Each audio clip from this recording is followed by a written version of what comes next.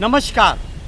मुंबई से फिर एक बार आपके सामने बिंदास और बेबाक बोलने वाला मैं हूं रविंद्र जैन, जो सदैव सच्चाई के आधार पर बात करने वाला। कुछ सत्ता के चाटुकारों ने देश को मुजरा महल बना दिया है। कुछ सत्ता के चाटुकारों ने हमारे देश को मुजरा घर बना दिया।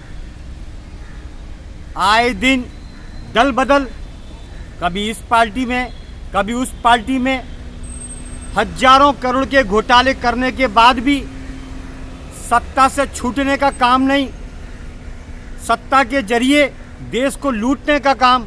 एक ही काम, सत्ता से चिपक जाओ जैसे देश इनके बाप की जागीर हो। माननीय सर्वोच्च न्यायालय जी, हमारे देश में ऐसा कानून बनाया जाए सख्त, ये नेता देश के पैसे पर अय्याशी ना कर सकें और देश की जनता को नोच नोच कर उनको बर्बाद ना कर सकें, क्योंकि ये नेता, आज के ज़्यादातर नेता, 99% नेता सत्ता के सौदागर हैं। माननीय, ये बात एकदम कड़वा सच है कि ये सत्ता के सौदागर हैं, ना कि देशभक्ति से जुड़े हुए एक मानव।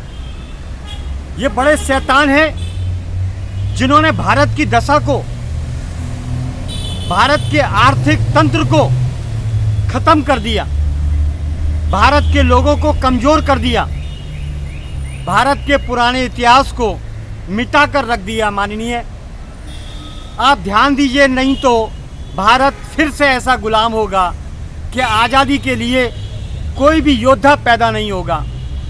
माननीय, ये ऐसे दरिंदे हैं, आज के हमारे भारत के ज़्यादातर नेता ये चाइना माल की तरह हैं। इनकी कोई गारंटी नहीं कब किस पाले में चले जाएं, अय्याशी करने के लिए अपने देश को नुकसान पहुंचाने का काम करें।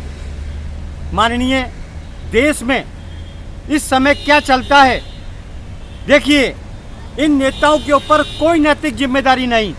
इन्होंने सिर्फ वोट सत्ता को चिपकने के लिए लिया और सत्ता पर बैठने के बाद सत्ता की ताकत का जनता के ऊपर दुरुपयोग किया। इनका काम क्या है आखिर, इनसे पूछा जाए। आप देखिए, सबसे पहले सत्ता से चिपकने के बाद अय्याशी करते हैं, फुल प्लेनों में घूमना, गाड़ियों में घूमना और बड़े बड़े गैंगबाजों के साथ अपनी मीटिंग करना। देश को तबाह कर दिया। माननीय, आज आप देखिए, पेपर में सिर्फ वही बातें आती हैं जो इनसे जुड़ी हुई होती हैं, क्योंकि ये भी एक प्रकार का धंधा है। पेपर में वही बात आएगी जो इनसे जुड़ी हुई होगी। भारत की जो हकीकत है वो पेपर में नदारद रहेगी। माननीय, आदमी भूख से व्याकुल हो चुका है, प्यास से तड़पता है, और इनका एजेंडा क्या है कि जनता से किस तरह पेश आना है। ये बहुत बड़ा इनका एजेंडा है कि देश से गरीबों को मिटा दो, गरीबी के नाम पर जड़ से गरीबों को मिटा दो, और देश हित की ये बात करते हैं।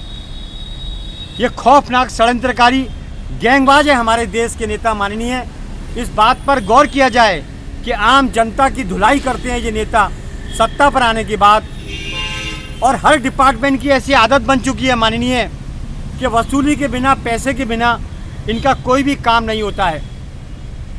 भारत पर जिस तरह मुगलों ने कब्जा किया, अंग्रेजों ने कब्जा किया, उसी तरह आज के नेताओं ने ऐसा कब्जा किया कि फुटपाथ पर कब्जे, हर स्टेशन की बुहारी के नीचे कब्जे।